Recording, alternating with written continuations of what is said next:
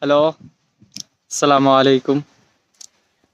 আপনাদের অনেকেরই আমি আপনার এই যে কৃষি খামারের ব্যাপারে অনেক কথা বলেছি।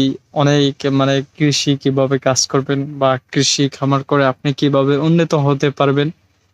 এরকম আপনাদেরকে অনেককেই আমি এই সাজেশনটা দিয়েছি ভিডিওর মাধ্যমে।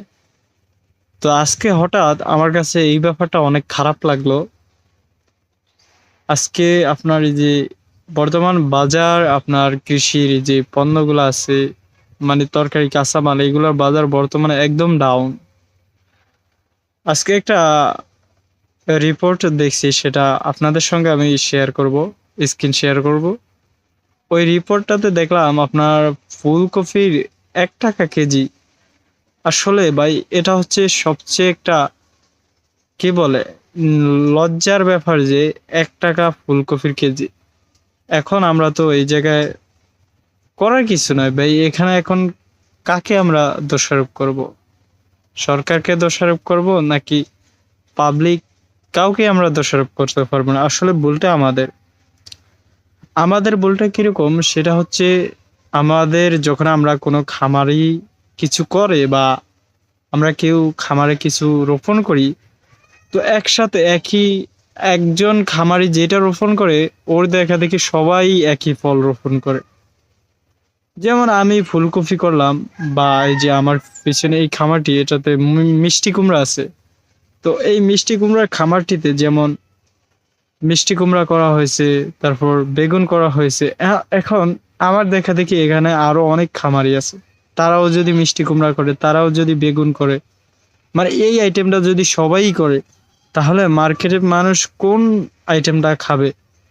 তো এখন এই বছর মাশাআল্লাহ আল্লাহর রহমতে সব জায়গায় তরকারি অনেক ভালো তরকারি হয়েছে আপনার বৃষ্টি বন্যা কম হওয়ার কারণে। বিশেষ করে আমাদের এখানে, আমাদের ভোলা জেলায় এখানে আপনার অনেক ভালো তরকারি হয়েছে আমার দেখা মতে। মানে এই বছর তরকারিতে এরকম কোনো সমস্যা হয় না বৃষ্টি না হওয়ার কারণে। খামারিরাও এরকম একটা ক্ষয়ক্ষতি হয় না। কিন্তু বর্তমানে এখন যেই অবস্থা, এখন খামারিরা ক্ষতির সম্মুখীন হবে। কারণ ফুলকপির বীজের যে দাম, তারপর ফুলকপির চাষ করা কিন্তু কইলি একটা গাছ রোপণ করলেন তারপর ফল হয়ে গেল, ব্যাপারটা এরকম না। এখন প্রশ্ন হচ্ছে যে এখন কি করা যায়? এখন আমি মনে করি, যেটা মানে আমার ধারণা, এই বছর ফুলকপি বা এই তো জাতীয় তরকারিগুলা কাঁচামাল অত্যাধিক বেশি উৎপাদন হয়েছে, যার কারণে এখন বর্তমানে আপনার এই পরিস্থিতিতে পড়তে হয়েছে কৃষকদের। তো আমার সাজেশন হচ্ছে, আমরা একজনে যে তরকারিটা করে তার দেখা দেখি ওই তরকারিটা আমরা নিজেরা করব না। যেরকম আজকে ফুলকপির বদলে সেখানে আলু করা যেত, তবুও আলুটা এখন সংরক্ষণ করা যেত। তারপর পেঁয়াজ করা যেত, পেঁয়াজের যেহেতু বাংলাদেশে সংকট, এই ফলটা করা যেত। তারপর আরো অনেক কাঁচামাল আছে যেগুলো বাংলাদেশে সংকট থাকে বা যেগুলো সংরক্ষণ করে রাখা যায়, সেই সব জাতীয় সবজি করা হতো, তাহলে লাভ হতো। এখন সবাই মনে করছে প্রত্যেক বছরই তো সবজি দাম ভালো থাকে, এই বছর হয়তো এরকম হবে। এখন এখানে সরকারের দোষ দিয়ে লাভ নেই বা পাবলিকের দোষ দিয়ে লাভ নেই। এখানে ভুলটা আমাদের নিজেদের, যারা আমরা খামারি আমাদের নিজেদের।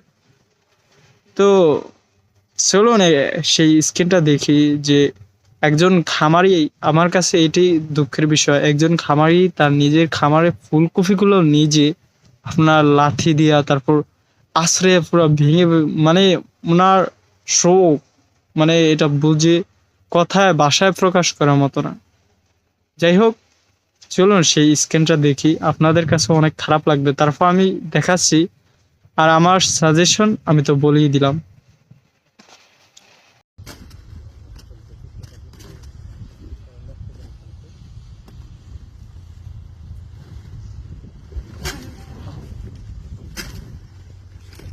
বস্তা আছে, পেপার আছে, লেবার আছে, সব আছে, বুঝছেন?